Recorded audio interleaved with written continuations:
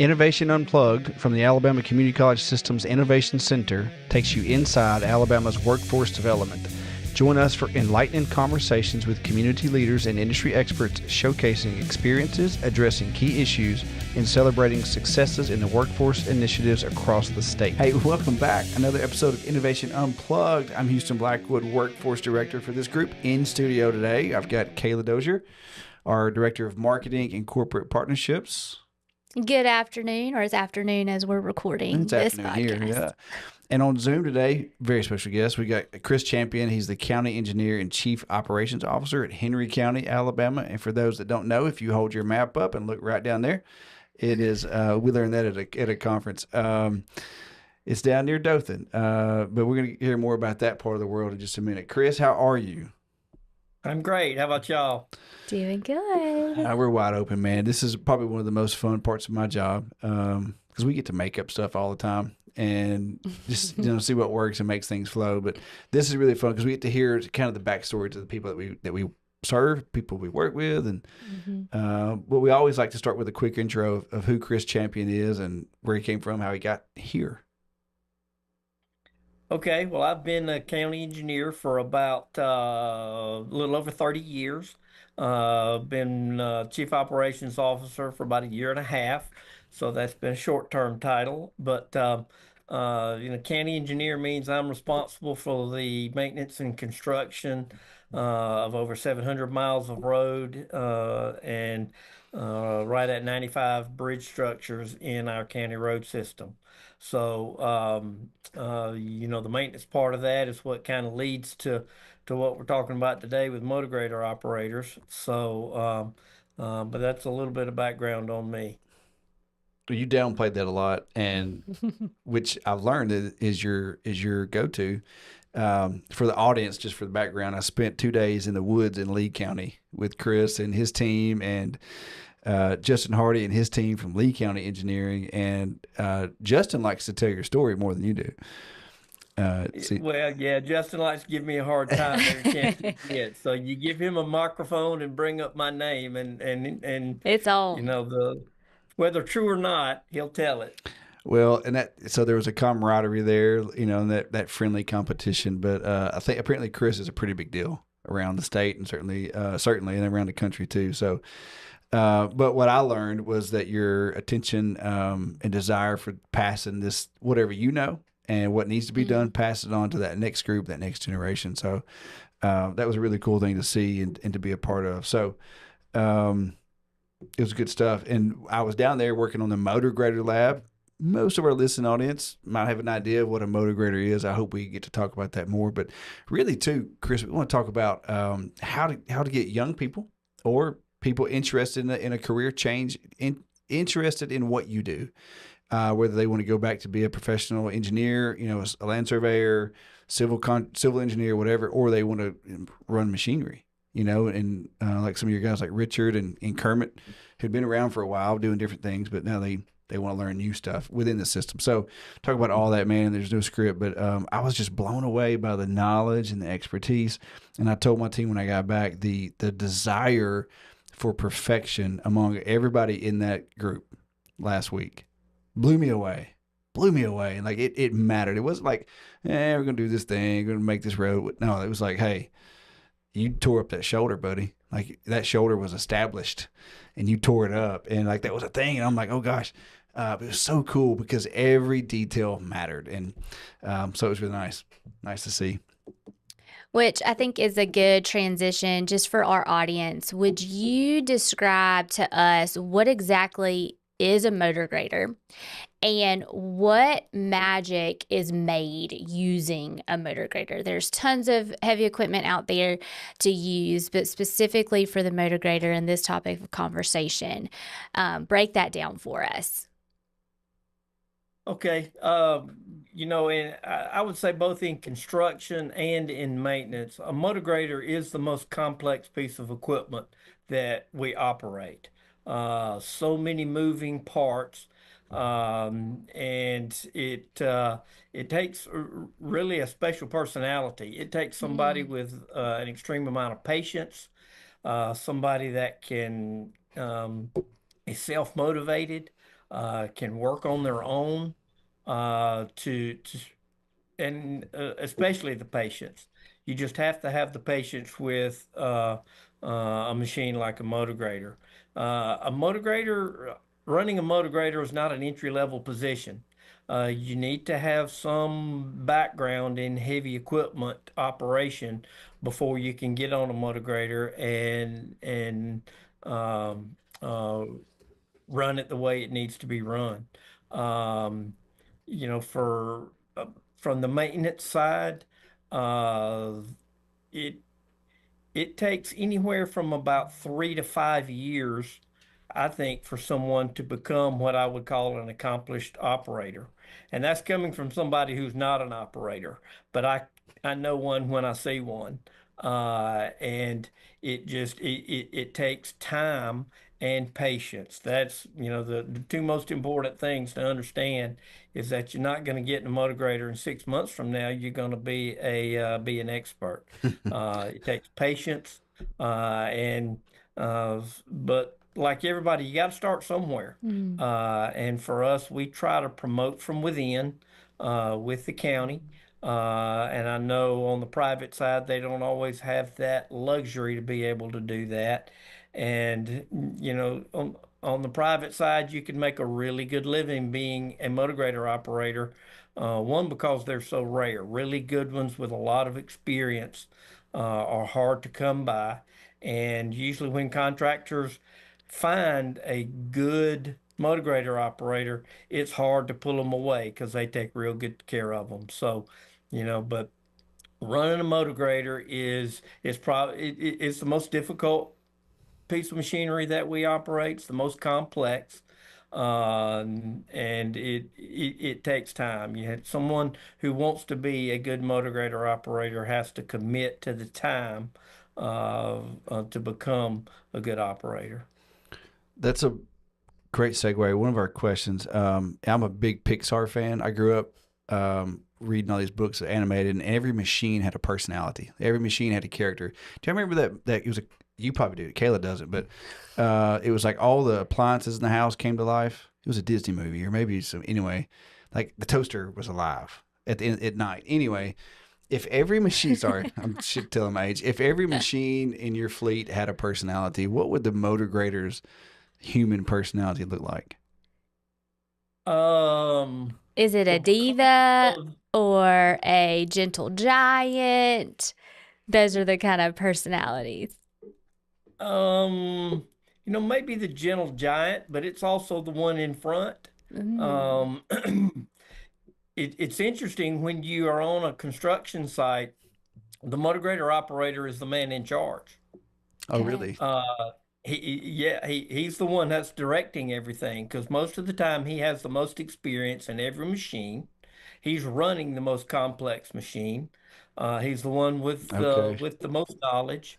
So, when you if you were to animate a fleet of construction equipment, Yeah. the foreman's going to be the motor grader. The motor grader is going to be in charge. Okay. So, like in cars, you had the sheriff that had the mustache.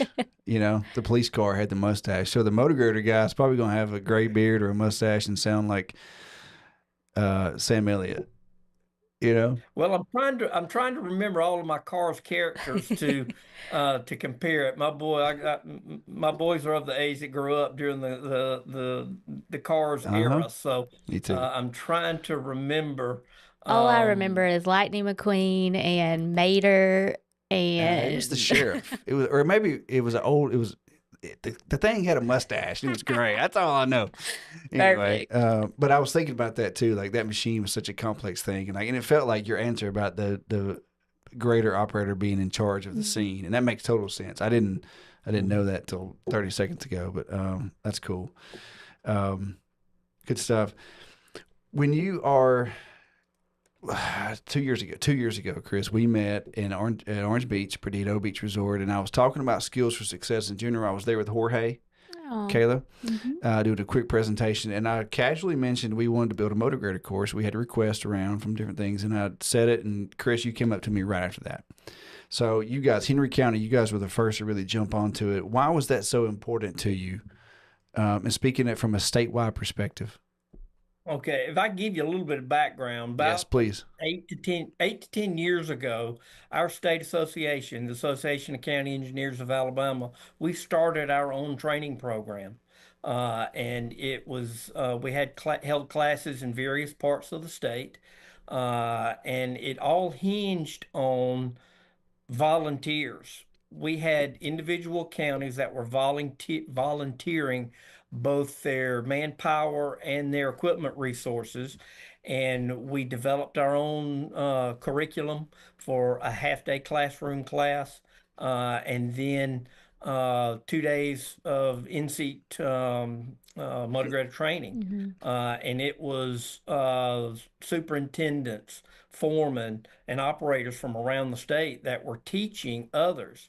About 10 years ago, Hmm. uh, Henry County was in dire need of somebody to train new operators because all of ours were retiring. So that's kind of how I got involved. It started off using um, some LTAP training, and then it just kind of morphed into our own training class that we were really successful. Everything worked well. And then, of course, in 2020, when the whole world changed with COVID, it kind of fell by the way because we couldn't get together. And then, 3 years after the fact, we started trying to get it back together. And then, with retirements around the state and changes in engineers, it was just going to be, a really big undertaking. And that's when you were at our Hmm. meeting in Orange Beach, and we got together. And after getting some background from you as to what the community colleges and the Innovation Center could do, I just thought it was a great opportunity to work together to try to get this statewide. And I know it also has a construction element to it, and this class reaches out to contractors, but for the county, at the county level, with it being 5 years since we've done any training, there's another need Yeah. Mhm. around the state for county engineers to get their some motor grader operators properly trained. And so we're just we're all real excited about this opportunity, about getting it back going, getting a training class back established that we could send our people to, because it's turned into another big need around the state. Thank you for that. Because I think, too, in the world of education and training and things that we do on a daily basis, doesn't matter what it is, whether it's construction or hospitality and tourism. But for you, you've kind of alluded to, the fact that this individual that's going to operate a motor grader is already experienced and may have a lot of knowledge about heavy equipment. Speak to the importance of someone getting some official training on this piece of machinery, and for an employer and specifically for the county, what value that brings, because they may have years and years of experience, but in a program like this or others like it across the state, how important is that to you in the position that you're in for someone to have official formal training? Well, your greatest investment and your greatest resource are your people. Mm. So, we look at training as a chance to invest in our greatest resource. That, I'm a department head. I don't run the motor grader. I Mm-hmm. can sit in it and get my picture taken, and I still don't know what I'm doing. So, I have to have people that work in our department that know what they're doing. And this day and time, as challenging as it is to find a developed workforce, it's just training is just invaluable. There's no you I don't know that you can put a dollar amount as to how valuable it is, both on the private and on the public side, because you have to have people that know what they're doing. The public demands it, and you just have people that know what they're doing. And it's becoming more and more obvious there aren't a lot, or all of our experienced heavy equipment people are uh, are retiring. Hmm. They're Yeah. aging out of the workforce. So you have to start younger to get them interested, to get them involved, and I think training at the community college level is just a very exciting opportunity for our people to get that valuable training and to build a career. Uh, it's gotten harder and harder to sell the county and Hmm. equipment operators or equipment operation as a career. Um, and I think training opportunities shows the younger generations how many opportunities there are out there. And again, to me, it's just invaluable, and that's one of the reasons I'm so excited about this new program that you, you can start getting again the younger generations trained, but also get them a little excited about, okay, look at this complex piece of machinery, and we're going to show you how to operate it, and you're going to be able to make a career out of this. So I hope that answers. Absolutely. Yeah, for sure. And that there's so many things in that statement right there. That's a really good soundbite. There's a lot of sound bites in that. And so we were always looking for the title of these things and something about grading the new generation or moving the next generation. I don't know, something anyway. So that's a great point because you mentioned that. So I work for the state. Kailah does. We all work for the state, and in some way, and so there's benefits there that are not like in the private sector, but there are things that we get they don't. So how do you sell to a young person that? Or how would you recruit a young person who's gone through one of these courses and they've operated skid steer, dozer, excavator, roller? They've never touched the motor grader because it's not for them in their life. How would you take a student like that from anywhere around your area and say, okay, well, you've operated these four machines in these labs, like the one we built for motor grader. I like you, and I want you to come work for us because you've got the skills or at least the start. How would you recruit a kid like that? Well, that's a tough one because I've been trying for the last 10 years, and it seems to get tougher every year to recruit. Mm. Um, uh, because at our level, and I'm going to give you a lot of information you don't want to use, but at our level, you know, county wages, we really struggle. Mm-hmm. But then, similar to the state, we offer some great benefits. Yeah. So if you can get younger people to understand the value of benefits, then we can get them in with the county and they can build that career. Um, but the biggest demand over, say, the last 5 years, and I know y'all are involved with this, is the CDL training. Yep. And that is another program that we require our motor grader operators to be able to really operate any piece of equipment, and that includes having a CDL to drive dump trucks. Yeah. Some counties do, some counties don't. It would just depend on how they run their personnel. But um, when you get CDL drivers, the money of being over the road is awfully tempting. Yeah. But then 2, 3 years down the road, when they're missing the ball games and they're missing the dance recitals and they're missing everything else in their family's life because they're in California instead of at home, That's right. uh, then they start looking for something where they can use that CDL locally. Yep. Well, with the county, you work 4 days a week, 6 to 4:30 in your home, and you can, possibly use that CDL or do something else on the side for 3 days a week. And that's a big selling point for us. So recruiting is just always difficult for counties because the money is not as attractive as it is on the private side. But there again, on the private side, if somebody can go through your training classes and show those certifications, they become extremely valuable to contractors, and they can make good careers on that side as well.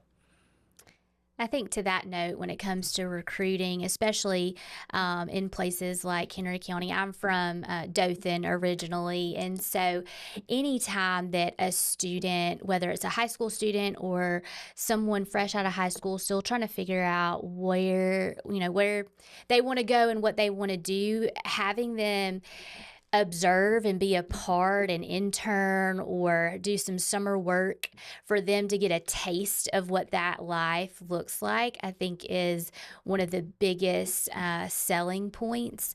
I know that I really didn't understand the importance of benefits and all of those things early on in my career. I walked through it because I had parents who kind of instilled that in me, and this is what you should do, could do. I recommend this. And so I walked through that path. But for those students that aren't really sure, I think hearing your story, and like you said, instead of traveling all over the world, but having a community built locally, that is something that for those right individuals is enticing. So I don't know what programs within the CTE world in your area, if there's an opportunity for them to serve and kind of observe in the local area. I think that would be a good recruiting tool for you, and even going to different places within the county, to see what you guys do, all the different opportunities. And maybe the goal is to be a motor grader operator one day. You start off on a smaller piece of equipment, get your CDL, be able to run that bulldozer. But if I'm a student and I want to be the head guy one Yeah, day, the my mustache. goal, the mustache guy, yeah, maybe not me, but that No. might not look good on me. But I want to lead a crew one day, or I want to steer this ship in the right direction.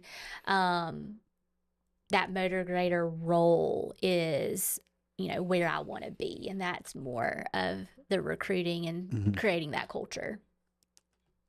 Chris, that's a good point Kayla makes. So we have I'm looking at the map right now of our service area. So we've got Dothan College serving Houston County, Henry and Barber, part of Bullock, half of Dale, tiny bit of Geneva County.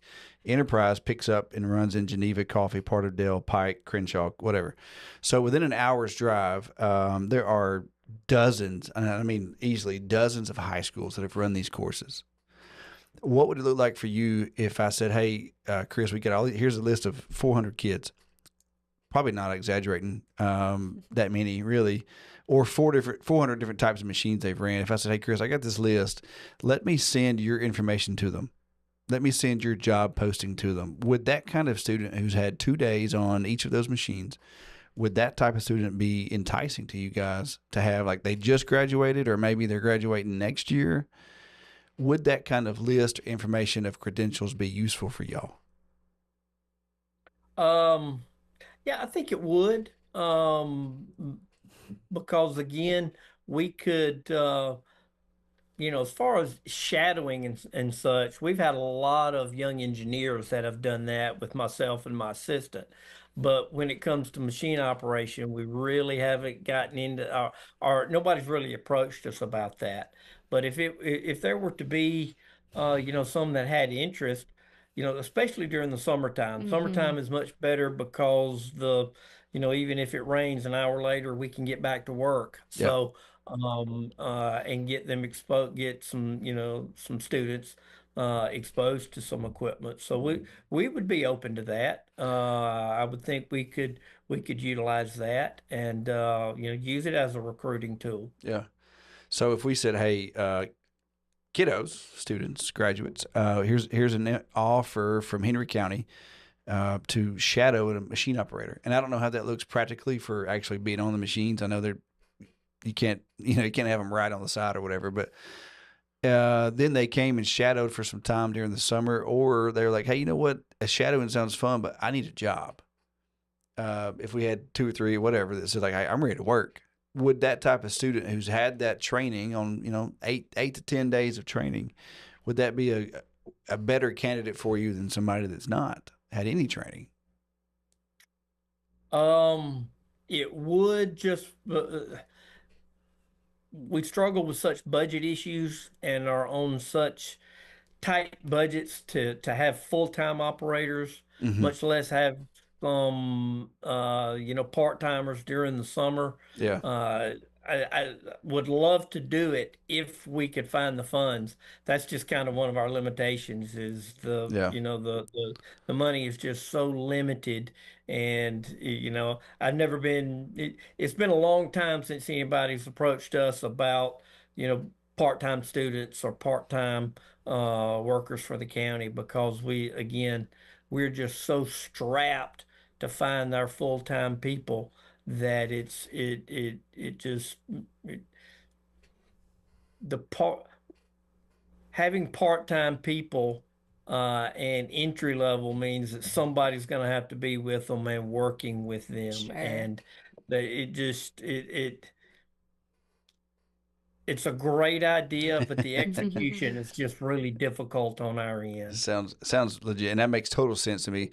Coming up in K-12 and having all the budgets and being constrained. But next time you have an entry level job opening, send it to me, and then we'll send that to all Okay. the students. And now, Hmm. because now you're looking for somebody and the funds are there, so that's a better pivot to what you actually need.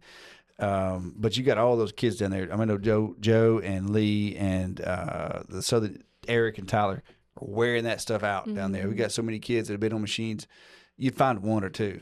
It's a good place to Yeah. start, I think. So Yeah, and Houston's speaking a lot to that high school student approach, but we have so many individuals who yeah, maybe 2 years ago took a skid steer, or roller, or dozer course, and they've been working for 2 years. And so that's where that, new position, or even the other counties in the area that you guys talk, who's hiring and what positions are needed. We would love to be a resource for you. And we can't share the names, but if we knew, hey, here's an opportunity to these graduates, go apply or go have a conversation. I think that's definitely something that we can help support always. yeah, we got a ton of completers. Mm-hmm. Chris, what keeps you? You're getting close to the end of your work time. I heard you talk about retiring, and you may or may not have a tracker. I don't know. But and I've got one, but mine's like years out. So 2 years. What keeps you still passionate? Because if I say one thing about you right now, like this man's still very passionate in the end of his career about what he's doing. What keeps you so fired up about this work? Well, things like last week, because I know how important that is around our state, and how much easier that kind of a training class, how much easier it can make life on engineers and road superintendents and everybody to get quality training for their people. So that's one thing is staying involved and being, being able to know I'm going to send our people to a class and they're going to come back and they're going to be ready to go. So that that's one thing that keeps me excited. And then still staying involved on the construction side, seeing the project through from beginning to end, and being able to see the improvements that we can make. Those are the kind of things that still keep you getting up to come to work at 6 o'clock in the morning. So Yeah. The listening audience will never know this, and I'm on one for my team. So we were down there in Lee County Road 150, and it was a shady spot. There was a fun bridge down the street, lots of graffiti there. But we were practicing the first runs, and then the next day we moved back up to it was County Road 151, and we had a little test run of the new guys were pulling a ditch, which is the first cut when you're at grading, and then they did is it called back slope? yeah, working on the front slope and the cross slope of the road and then the front slope of the ditch. And so we were both days, but especially the second morning, I was walking along with Chris and I was like, what makes this good? Like this guy's moving all this dirt and I have no idea what he's doing, but what makes this really good? And so Chris gave me the crash course in what from the crown out to the sides and how you build all that and how you keep it established. And it's a beautiful thing. I learned more in that 2 hours than I have in a long time. It was really neat to see. And so hearing you say like that passion to pass it all on, like I felt like I was training. I felt like I was being recruited to go in and do that work. It was really powerful. We're not far from the end of our time, Chris. But what is, say, in 4 months or a year? What are you toasting to as, hey, this was a job well done? Wow, I know, such a heavy question. that's heavy. Boy, that's heavy. The job of a county engineer is pretty high pressure. Mm. You answer to a board of elected officials, and they all have different interests, and so you're having to manage each individual interest for their area or Hmm. countywide. And then, we're always dealing with weather challenges. And again, we've talked about personnel challenges. We've talked about financial challenges. Um, a lot of times around Henry County, at least in our department, we say we do a really, really good job, but we're the only ones that know it. Yeah. Uh, and I think we sometimes we're a victim of our own success because we'll have a maintenance project that we do really, really well, but it takes so much time and attention away from other things that the wolves start howling about what hasn't been done rather than what has been done. Hmm. So, looking back uh, on what you consider a job well done, I guess that's in the eye of the beholder, I guess. I look back and I see how we've managed with our limited resources. I feel pretty good about how we've always done that. I feel like I've had the trust of the people I answer to, and they have always supported our department 100%. So, you know, as crazy as it sounds, creating a work environment where our people can reach their maximum potential and we can all, everybody is satisfied about something. Yeah. You're not always going to satisfy everybody, okay? But if the people we answer to are happy about, one or two areas of interest out of our department, then that's a job well done because there's so much that a county engineer has to juggle. And then, there are several like me who also have other responsibilities countywide. Yeah. And I couldn't do that without a good staff here at the road department. It all comes down to having good people. But, to define a job well done, I kind of leave that up to somebody else. And also, yeah, it sounds self-serving to say it, but to survive in this business for 30 years, you know, gosh, I had to do something right, didn't That's I? right. For sure. So, because this things move fast in our line of work, and you again just all of the balls that you have to juggle and how many you have to keep in the air at one time. I just feel confident that if I've survived this for 30 years, then hopefully we've that's a job well done. I would agree. I would agree. There was a lot of wisdom given in that statement, even for someone who doesn't work for the county, who has never done that job before, but being happy and pleased with the work you've done, I think, is Yeah. the eye of the beholder, Yeah. right? That you're pleased with the work that you've done and the culture that you've created. And especially 30 years in an industry, absolutely, that is something to hang your hat on for sure. Thank you for sharing all of that. Just one to reiterate on one point, Yeah. the people we answer to here in Henry County, for the last, 15 years, they've created a really, really good work environment. Hmm. Um, work environments, I think the overall work environment is kind of underrated. When you know the people you answer to, um, they may have their own things that they want to get done, but they don't have an agenda against anybody else in the organization. And we haven't had that for a very, very long time. And it creates a work environment where you come to work and you know you can do your job.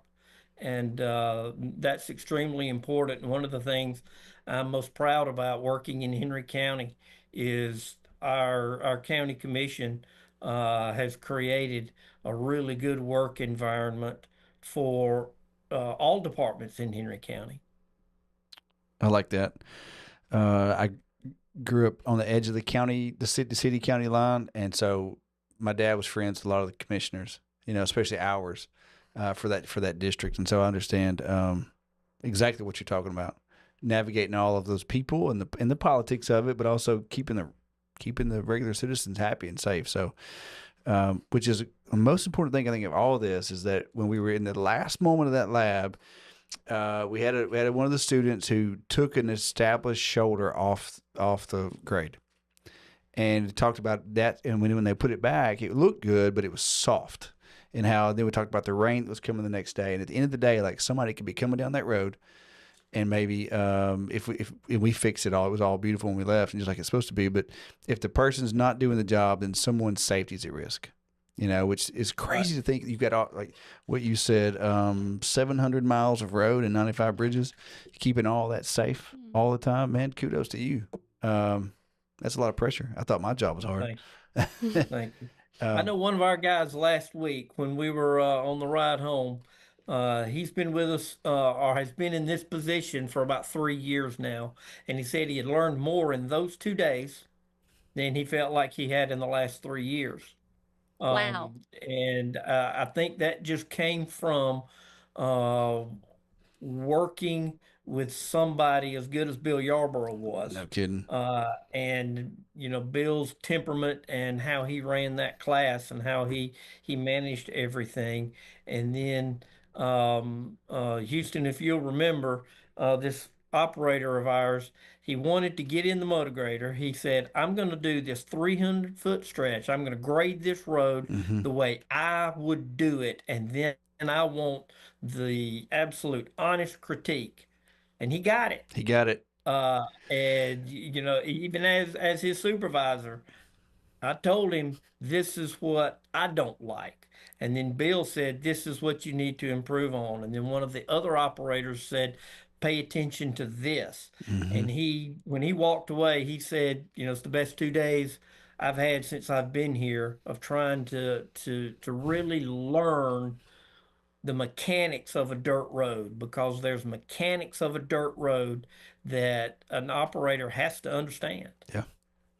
Well, that moment was powerful for me, and seeing that transparency because he's a tough guy. Like he's a Hmm. good old boy. Like he's a good dude, man's man. Yeah. But he openly asked how he said, "Y'all critique me," and he did his best, and it was pretty. Like it looked good to me. But man, the feedback and the growth right there, and I think that's you talked about creating a space where people can Mhm. grow and become happy and satisfied in what they're doing. I love to hear that feedback on the ride home. That was really powerful. So, and I felt the same. I think I learned more in that time, and it was one of our best pilots we've ever had. That would not have happened without you and Justin making your teams available and the space and the machines and all the stuff and trusting us to do a thing. So I look forward to that second pilot, making it even better than the first, and then turning this thing loose to you and your colleagues. And I hope to get that done before you retire, so you can have your own class in Henry County and whatever it looks like, for We'll sure. see. We'll see how all that goes. But you know, one of the things we all learned when we had our training class that I think is going to be that you saw a little bit of last week, and everybody else is going to see as you move forward. A group of guys from different areas getting together to talk shop Oh man, yeah. is extremely valuable. Hmm. It is so valuable. Well, this is how we do it. Well, this is how we do it. Wow, I like that. I think we may try that. You got a point. Just again, a bunch of guys getting together to talk shop is very, very valuable. And you saw it on the first day when the operators had some downtime out by that bridge, Yeah. and we were talking about operation, with you know playing in the dirt, drawing in the dirt of the dirt road, Yeah. trying to make our point. This is what I mean. This is what we're looking for. So that I think that's going to be one of those hidden benefits that nobody had in mind when we got started. Mm-hmm. But when you get that many guys together talking about how they do it or how they've learned to do it and getting that many different ideas together, it's going to be beneficial for everyone. That's a beautiful picture that you just painted of, colleagues or competitors, whatever it may be, working together to empower the next generation and the next Mm-hmm. group of operators that will take over after your time is finished and done, and who's next. So that's awesome. Thank you. Yeah. Yep. Well, I think we are close to our time. So thank you again for everything that you provided as far as your knowledge and wisdom and support of this course, and being willing to come today to share that passion. We hope our listeners enjoy it and want to know more about the Motor Grader Operator course. So we're excited to see what that looks like in the near future. But this is another episode of Innovation Unplugged. Please go like, subscribe, and follow on all social media platforms. Have a great day.